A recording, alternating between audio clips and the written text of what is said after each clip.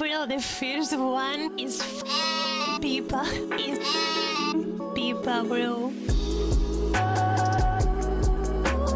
Disclaimer, as there might be some people who will find this insensitive to people with actual mental illness, please note that this is just a video exploring the internet phenomenon, specifically in the weeb community. Mental illness is obviously a serious issue that must be taken seriously, so if you are sensitive to this topic, please keep this in mind as we go along the video or skip the video entirely. With that being said, I'm gonna let's cancel begin. you.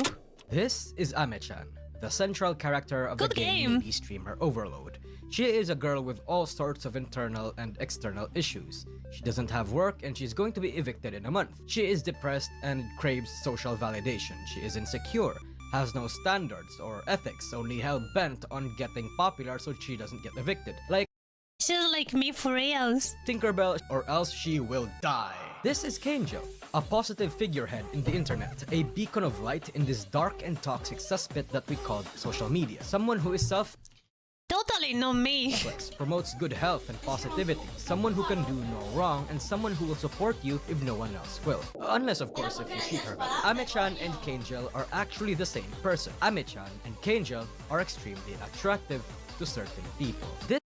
Dude, I really love the red one. I really hate the vtuber one, This is bro. Shiori, The other a one. VTuber from top VTuber agency Hololive. She Wait, is what? a VTuber that many people would call girlfriend material. She is goofy, she likes all sort of things, she reads books, she's more cultured than a lot of people liken themselves Isn't she like completely different from what the model looks like? I don't watch them, but I hear that she's completely different. to be. She is familiar with the internet, Than what and you she's would this comfy expect. goofball that just wants to have fun. But when she got announced with this design, certain demographics brainwashed themselves into thinking this was her actual design. And when it turned out she wasn't as mentally deranged as her design implied she would be, they reacted by shouting, Regardless, people who stuck to Shiori realized that she is actually peculiar in her own way. I need to make a more mentally deranged model.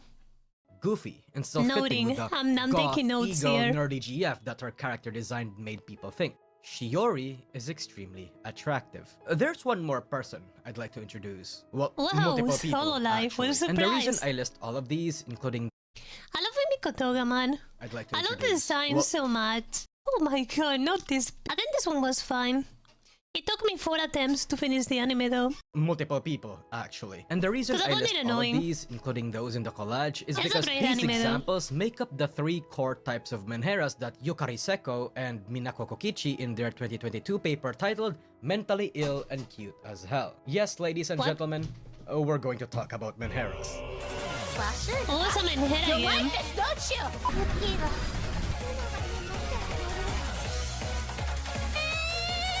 Oh,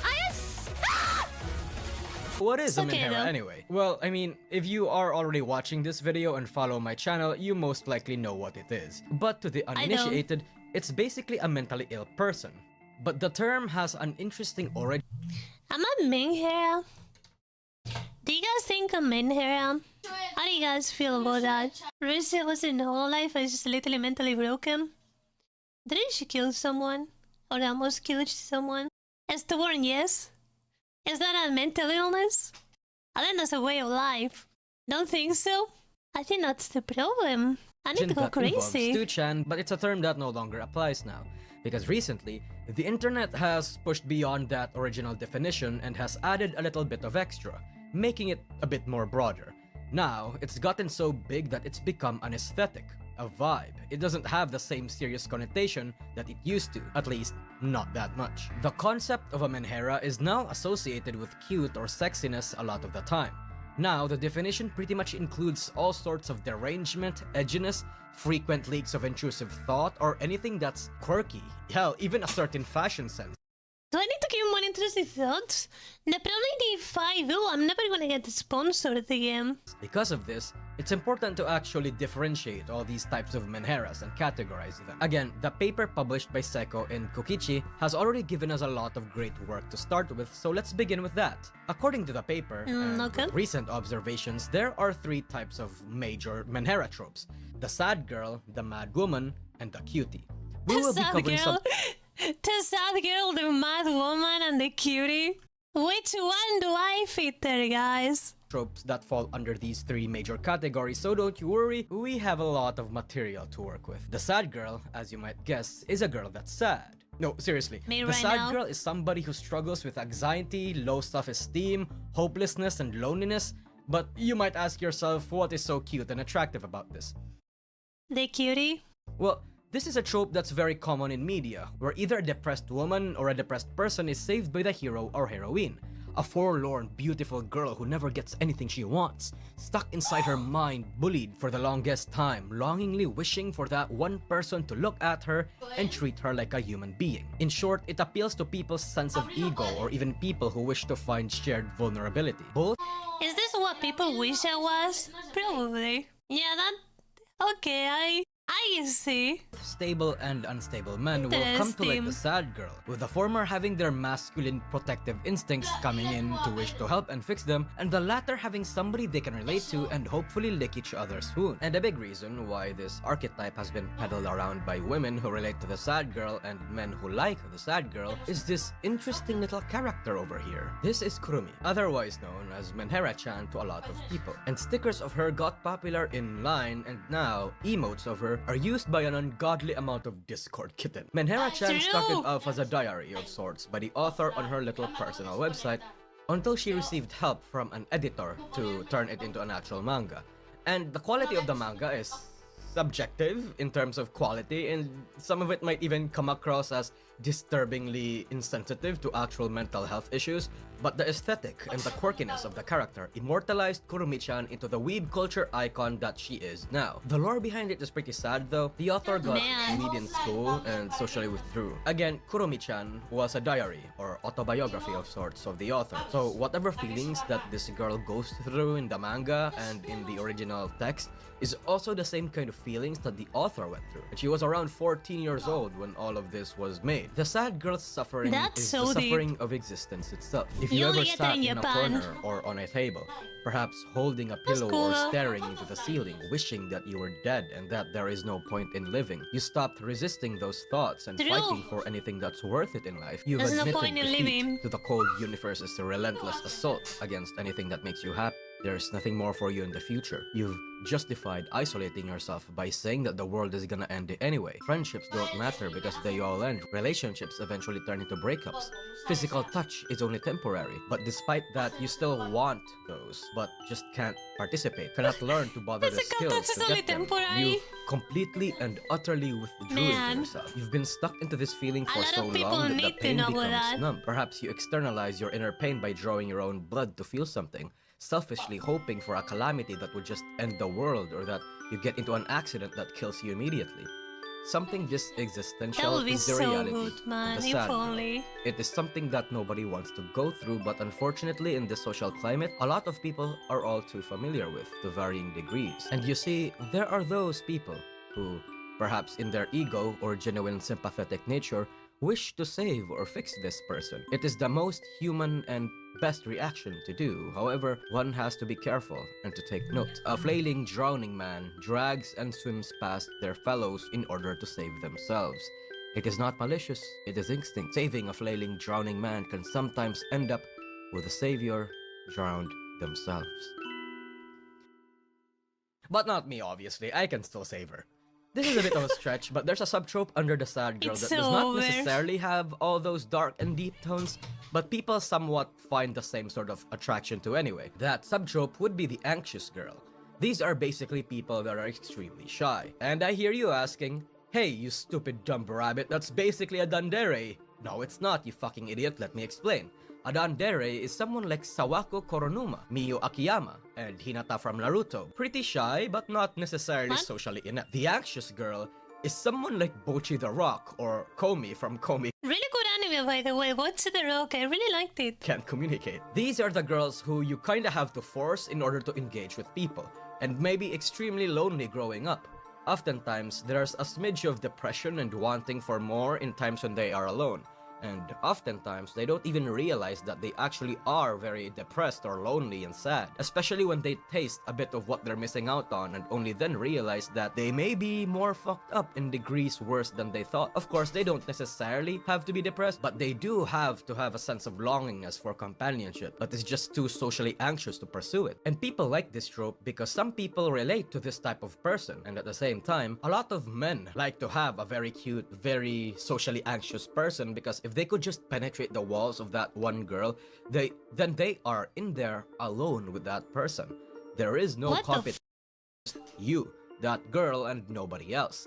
Some even like it because if they are able to do that, they cement themselves as a core and important figure in this person's life. They made an impact that, in the foreseeable future, cannot be beaten. And what is a greater desire than that? What is humanity's greatest desire for each other than to protect someone and to be fondly remembered by others, whether romantically or platonically? Alright, now let's take a look at the other tropes. The mad woman, unlike the sad girl, is someone whose appeal is based off of her madness. Now, this broad definition opens up a lot of specific subtropes, with the unifying factor being that they are obsessed with something or someone, often in a romantic way, and are very psychopathic and sociopathic in their means of getting what they want or expressing something. Ooh, such means include self-harming, emotional or even physical harassment, blackmail, stalking, and all sorts of not so socially unhealthy behaviors that are adjacent to those. Again, this is very broad, and we can already categorize a few key notable subtropes that are very common and popular in Japanese and sometimes even Western media. I call them the yandere, the girl boss, and the weird girl. The yandere is something that most likely don't need that much explaining. It's probably the easiest and most popular subtrope of the mad woman. It is someone that's obsessed and insane. Literally insane for someone, to a point that they could do anything to get them, including, again, but not limited to, murdering the competition or anyone that gets in the way of their relationship, even their own family members. And often, they would even kill themselves or the person that they like if they realize that they don't have any more chances with that person no matter what they do. The appeal of the yandere trope is that they are very unhinged and crazy for the people they like. Whether that insanity be subtle or explicit, either way, a few people in the internet like the idea and the fantasy without necessarily wanting to take that sort of relationship IRL. Man, this what the insanely hot and cute anime girl that's way above your league, insanely crazy for you to a point of being murderous, that's weird shit. Attractive to some people. The fact that someone desires them that badly is a massive appeal to one's ego, or even a nice fantasy to warm up someone's cold, lonely darkness, especially when it's a yandere. Someone who doesn't care about your flaws and insecurities and is still obsessed with you regardless. The girl boss is different though, because they have some of the traits of the yandere, but imagine if the yandere was a bit more reserved and is able to control their emotions better. However, romance doesn't have to be involved with the girl boss. The girl boss, unlike the yandere, who brute forces herself and is very aggressive in showing off their love, is very subtle. She won't murder anyone in cold blood. She'll assassinate those people or just get a hitman. They don't scream or threaten you to love them. They convince you that there is no one else in the world other than them that will love them as much as they can. They won't emotionally pressure you. They'll manipulate the circumstances around you to make you do what they want. They are sounds familiar. Manipulators, but in a different, more implicit way. Always 2 steps ahead of anyone. Someone who has tamed their insanity and psychopathy and manifesting their derangement in intelligent ways. And they are especially dangerous, more dangerous even than the yandere. I'm not as smart, The yandere though. might kill you or everyone else around you, but the girl boss can do worse. These days, the girl boss are shown as very powerful and authoritative figures, showing up as a mastermind type of character who shows interest in a particular person, whether that be for their own personal reasons or other ulterior or sinister ones. People like the girl boss because they're often portrayed as smoking hot, confident, intelligent, mature women who can be as crazy as the yandere, but without the explicit traits that may turn people off that the yandere has. People like confident, capable women, especially in this day and age where people like a woman who can take care of herself and essentially mommy you. Lastly, over the cutie. The cutie is... there's a lot of layers to this trope, and that is very hard to explain in words. In fact, I think it's better to show you.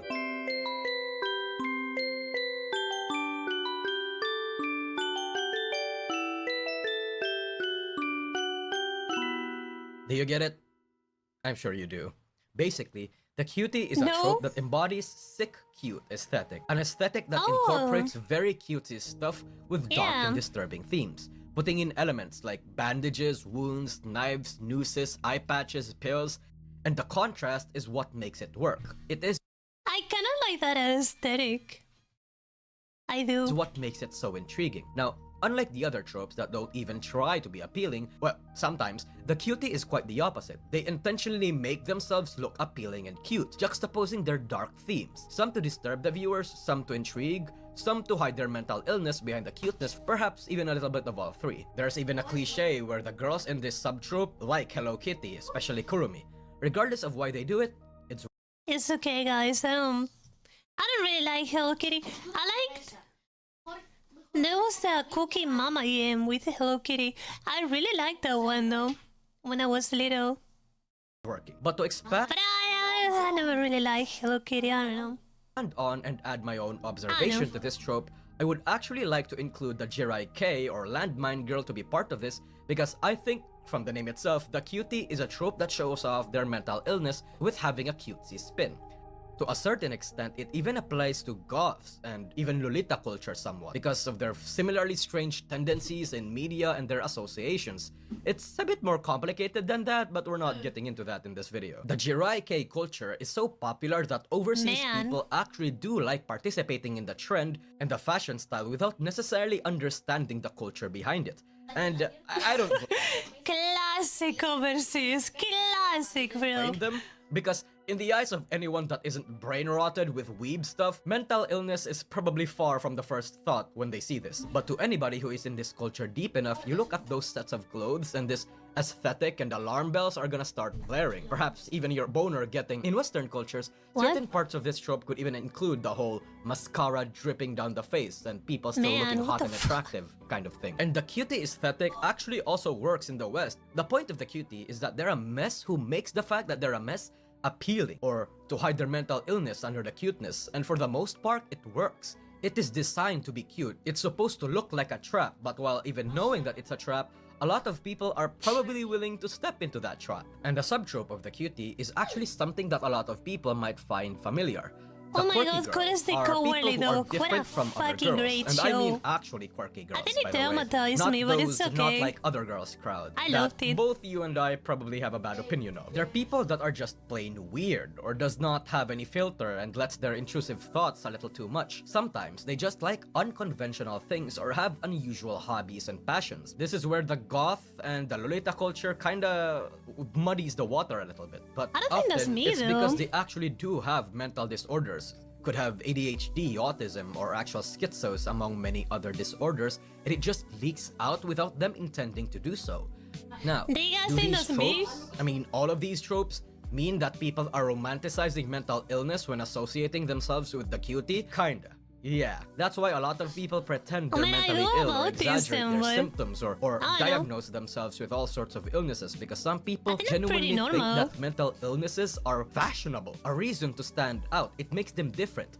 People like to be unique, to be strange, even if it comes with the cost of downplaying or trivializing how serious or outright life-ruining some of these mental disorders actually are. But because a lot of people like to watch it, it got popular. And if there's a demand, there will be supply. Some people will see how someone can get passionate or fixated over certain things and start yapping and call it autistic or think it's cute and funny. Some people will see schizomenhera breakdowns on the internet and how not taking meds is cute and funny. People think that's desirable even, both men and women, some of them at least. But one has to wonder, how did it start being desirable and fashionable? How and why did people start finding menheras and mental illness attractive?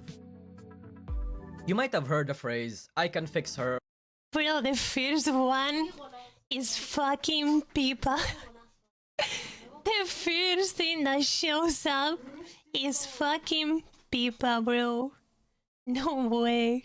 Or its more or less known counterpart, I could fix her, but honestly whatever the fuck is wrong with her is way hotter. You see, they're a step, well, more than a step away from the safe and conventional. Vanilla sucks to many people. And look, no shame on the vanilla enjoyers out there. I'm just saying that in this age of desensitization and this rapid like chase for strawberry. thrilling and digital sensations, vanilla is a dying taste. They're never gonna go away, but its followers are gonna get cold in the future because people are now getting exposed to so much extreme stuff at such a young age that they'll seek out more stimulating things. This applies to people's taste in men and women. More and more people out there are gonna start looking for the unhinged, the unpredictable, for the strange, the macabre, for the quirky. This is legitimately addictive. And the menhera becoming an entire genre is quite literally the proof that that's the future we're heading into. And the fact that isn't even the peak of the popularity of this trope is scary, because in multiple ways, the menhera is fucked up as a genre. Again, it trivializes too many sensitive topics and plays it up as something else that it's not supposed to. It has its own societal setbacks if it does get more popular. It has other elements that fundamentally disturbs my principles as a YouTuber, if you can believe that. But I still can't help but consume it. I can't help but wish to spread the menhera gospel to my fellows. It's a guilty pleasure, but to many others, it's not a guilty pleasure. How do you consume it's these? all they have. It is You wear inherent dresses? in men to care and protect for someone. The more someone can needs to be somebody cared and consume it? protected, the more this instinct flares up. And what needs to be more cared and protected than a menhera, especially when it's fiction, especially when it's fantasy. See, the fantasy element of the menhera is what I'd argue is the main reason why this is so popular. There is a disturbing rise so of male over. loneliness these days. Not just in Japan or the US, but everywhere. Shut in, hikikimori, neat, whatever you want to call it. And many people also see a lot of these Instagram models or femcels tweeting and saying how they hate men or wish that men should be this or that, or have incredibly high standards or whatever. I'm not agreeing with that, but a lot of men have these echo chambers or get into all sorts of rabbit holes. Heck, I some like of the these Colombian rabbit doll holes include killer. stuff like AI chatbots and whatnot Ooh. to substitute these companionships. And these rabbit holes have them ending up with two sorts of conclusions. Either this is better than the actual women that they see on social media, or that they don't have any other choice. Again, you look at women who are mentally ill as a probably depressed person being cute and having this fantasy that they can be crazy and quirky for everything and most. Did I do this shit? Oh my god, man. There are moments that I just start laughing like this, like crazy. I just lose my shit. Especially for you, and you When end I'm up going finding through that something like relatable very hard and at the desirable. moment, Someone I do who it. can understand you. Perhaps someone to lick each other's wound with, try to fix each other. Some people even find the menhera as having more of an interesting personality than a lot of women that they see online do. It's wanna go Some feel as crazy. if they don't have any shot with other stable women, so they go for the mentally unstable ones because they're more attainable. In a way, some men essentially think that the menheras are the low-hanging fruit that they can reach, the only fruit that they can reach, the ones that are taken advantage more easily. And that's not too uncommon these days. The desire to care for someone perverse, the desire for attention and love twisted, the desire to feel taken to the extreme. This is essentially the menhera. All of these sentiments come from the Love fascination isn't and necessary, intrigue. though. It's a trope You don't that no need it. longer is even a trope anymore. The culmination of media? people like Oh, yeah. Yuno Gasai and Yandere's as a whole, Ame-chan and all other Man. cute mentally ill people. It all led to having the menhera and its subtropes be more than a trope but an entire genre. To summarize what I'm saying, the reason why there's such a massive supply of menheras in media is because there's a massive demand for it.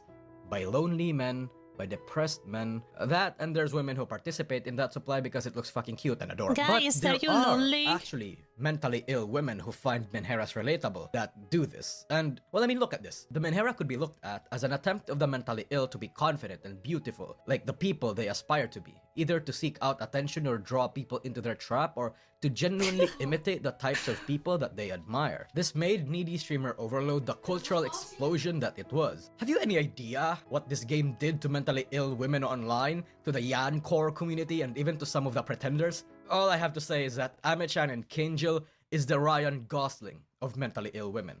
So for some women, if they can't get anything done in life when they're depressed, they might as well look cute and sexy when they're suffering and crying.